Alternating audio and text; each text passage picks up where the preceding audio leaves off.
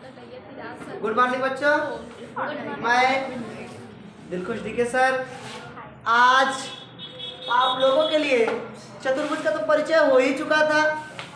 उसके परिचय के बाद मैं बताया था विधा परिचय। अगर उस वीडियो को नहीं देखे होगे तो एक बार पीछे जा करके उस वीडियो को देख करके यहाँ पे परिवेश करना, नहीं तो अगर पहले घुसे तो समझ लो पीटोगे। इससे अच्छा है उसको देख के आओ, मतलब विधा बताया। अगर किसी के परिवार में घुस जाओगे तो तुमको पीटेगा तो ये अगर बता के उसकी जानकारी लेके आओगे, कौन है ये, चाचा जी हैं, मौसा जी हैं, जब सबको जानते रहोगे वो जानबूझ के जब उसके परिवार में जाओगे तो वो तुमको प्रेम से आने देगा। हाँ, ये कोई ना कोई पहचान का होगा। वैसे ये है, अगर इससे पहले इसका परिचय पढ़े रहोगे, परिचय पढ़ने के बाद यहाँ पे आओगे तो सवालें ऑटोमेटिक समझ में आएगी। तो यहाँ से इसकी पहली सवाल है, कहा है किसी समांतर चतुर्भुज के, यदि किसी समांतर चतुर्भुज के दोनों विकर्ण बराबर हो तो दर्शाइए कि वह चतुर्भुज एक आयत हो। दर्शाना है कि वह चतुर्भुज क्या होगा, आयत होगा।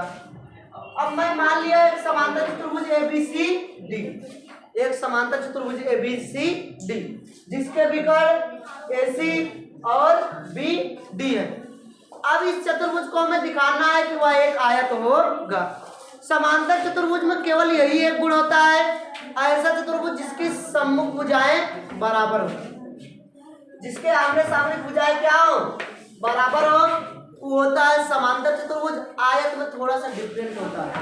वो डिफरेंट यही होता है कि आयतों का जो आयत जोड़ होता है उसका विकर्णों भी बराबर हो जाता है। प्रश्नों में बता दिया कि विकर्णों बराबर है तो कौन सा कठिन ये प्रश्न है, ऑटोमेटिक ही हल हो जाएगा।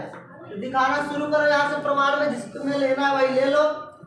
लोगे चतुर्भुज या समांतर चतुर्भुज लिख सकते हो, समांतर चतुर्भुज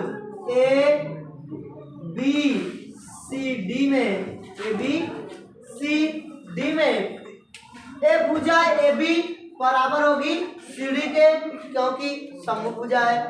भुजा AB बराबर CD और भुजा BC बराबर DA। भुजा BC बराबर DA। अगर किसी भी चतुर्भुज की सम्मुख भुजाएं बराबर हो गई, ये लिख सकते हो समांतर चतुर्भुज सम्मुख भुजा, सम्मुख भुजा क्या है, सम्मुख भुजा। अगर सम्मुख भुजा बराबर हो गए, अभी तक तो दो चतुर्भुज उससे बन सकता है, एक समांतर चतुर्भुज, एक आयत। आयत भी हो सकता है, सम्मुख भुजा बराबर है, और समांतर चतुर्भुज भी हो सकता है।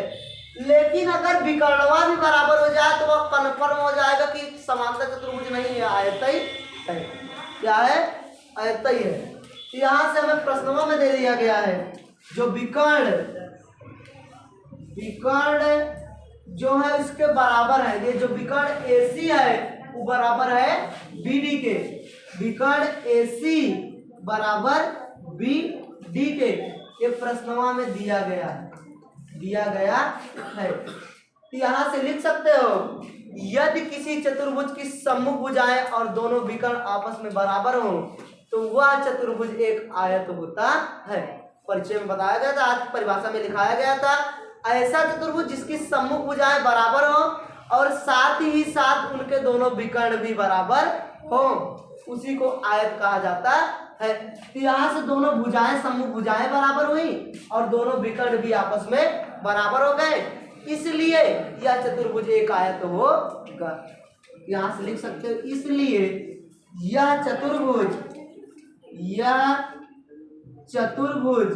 ABCD एक आयत होगा।